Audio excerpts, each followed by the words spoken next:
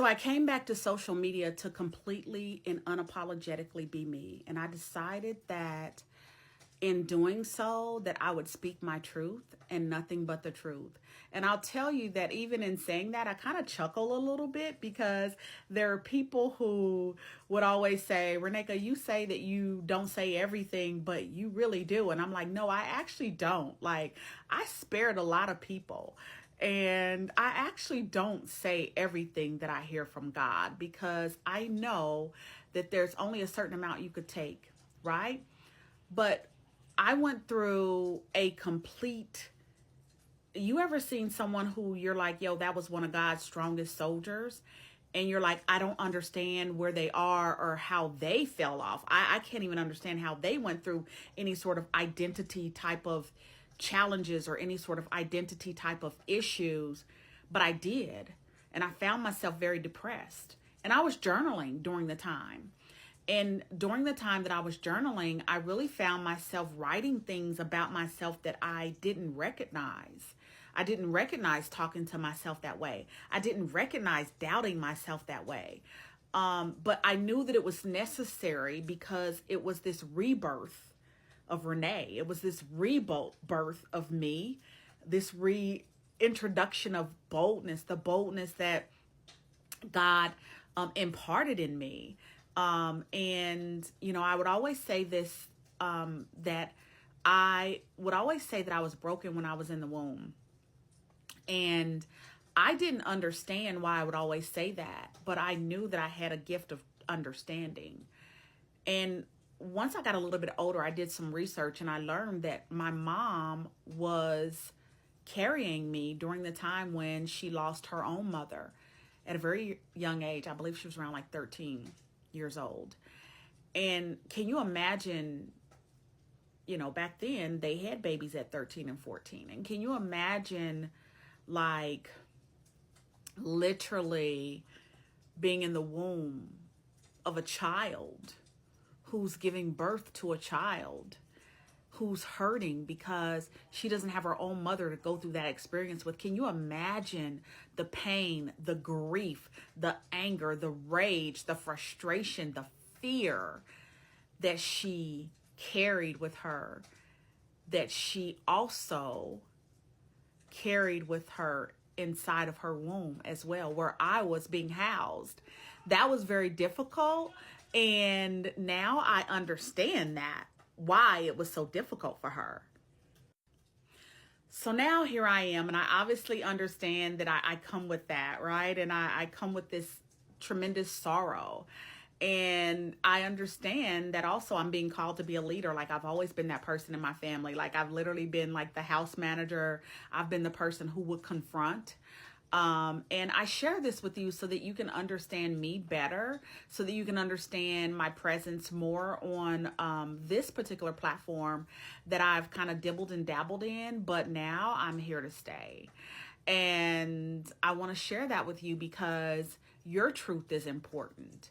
And you may be going through things in your life where the devil has silenced your voice, where the enemy and the enemy's minions have silenced your voice, and where you, quite frankly, are being distracted by other things. You know, I've gone through things in my life where I've had to make sure that I kind of teetered on the edge of like, yo, I kind of feel like I'm drinking too much. Yo, I kind of feel like I'm doing this. I'm being a little bit too, you know, promiscuous. Yo, I kind of feel like I should not be with this person or spending time with that person or be doing these particular activities.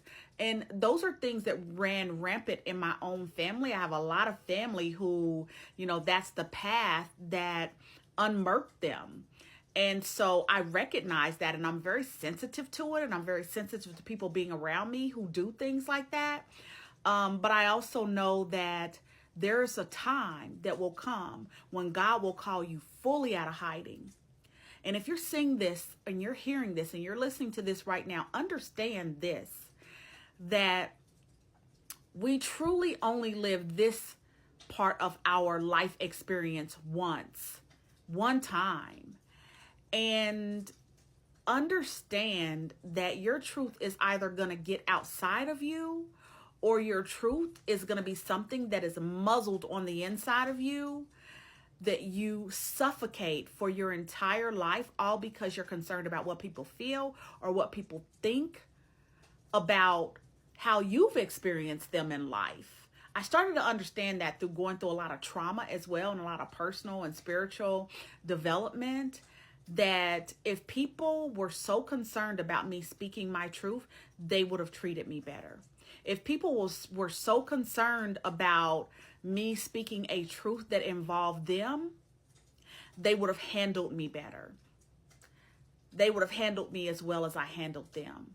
They would have nurtured me as well as I nurtured them. They would have treated me as well as I treated them, at minimum. So if you're listening to this, just understand that a calling is something that will keep you up at night, and it will not allow you to sleep until you fulfill it. And so I never thought that this was something that I would do on this platform, although I've been very vulnerable on other platforms and very transparent on other platforms where people have literally been like, oh my gosh, Reneka, like, where have you been? And I attempted to come back to Facebook. I attempted to come back to IG, but I don't know, in this season, I'm really feeling TikTok. Even after shutting down another platform of having almost 100,000 followers, 100,000 subscribers, and shutting that down, and it being a very, very prosperous community, God is calling me to be here in this space. So I'm happy that you're here with me. And I hope that you're ready to accept that you too may be unfinished. But God has blessed you in so many ways that you can't even ignore. God has blessed you in so many ways that now it's time for you to make deposits back into God's account in the same way God has done you. I'm not here to be some righteous leader for anybody, but I'm here to speak the truth, and I'm here to speak my truth. That we are living in a time where prophets, where people who are prophetic, where people who are seers and who are dreamers cannot afford to be silent, because there are lives depending on us. There are human beings who don't have people like us in their immediate family or in their lives who are trusting us, right? And that doesn't mean that we have to walk this walk perfect. I don't believe that. That's not what I've ever heard from God. But what I do know is that every day we should aim to get just even 1%, 10%, 20% better. So here I am with you all on this walk, unfinished, but still blessed. And I'm just saying to you that God is calling you out of the darkness, just like God is calling me out of the darkness, back into the light.